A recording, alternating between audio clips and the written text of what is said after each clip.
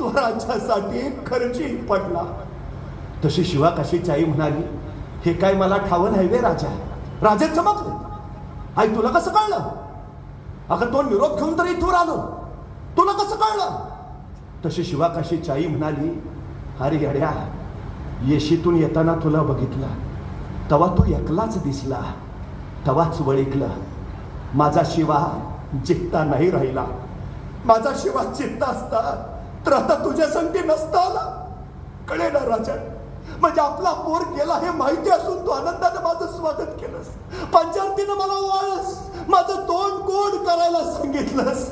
धन्य आई धन्य, मातीसाठी देशासाठी गेला पोर तुझा, धन्य आई. एवढं ऐकलं मग मात्र शिवा काशीच्या आईच्या डोळ्यातनं घडगळ घडगळ पाणी उखडायला लागलं. त्याला हुंदका फुटला आणि राजे म्हणाले, आई शोकावर शोकावर आई, देशासाठी गेलाय पोर तुझा, शोकावर. पण शिवा काशीच्या आईच्या डोळ्यातलं पाणी थांबेना, हुंदका रोकेना. राजे म्हटले, आई एकुलता एक पोर गेल्याचं दुःख काय असतं हे आम्हास कळतंय, पण शोकावर आई. तशी ताडकन शिवा काशीची आई म्हणाली, कोण म्हटलं राजा माझा लोक गेला म्हणून मी रडते? कोण म्हटलं माझा शिवा मेला म्हणून मी रडतेय? राजा, माझा शिवा मेला म्हणून नाही, माझा लोक गेला म्हणून नाही.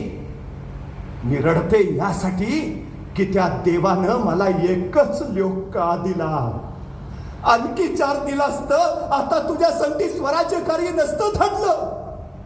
माझा शिवा गेला म्हणून नाही, त्या देवानं मला एकच लोक का दिला म्हणून रडते म्या. तिचं हे बोल ऐकले आणि शिवा काशीची बायको म्हणाली, आत्याबाई असं का म्हणता, तुम्हाला एकच लोक, मग म्या कोण? म्या कोण आत्याबाई?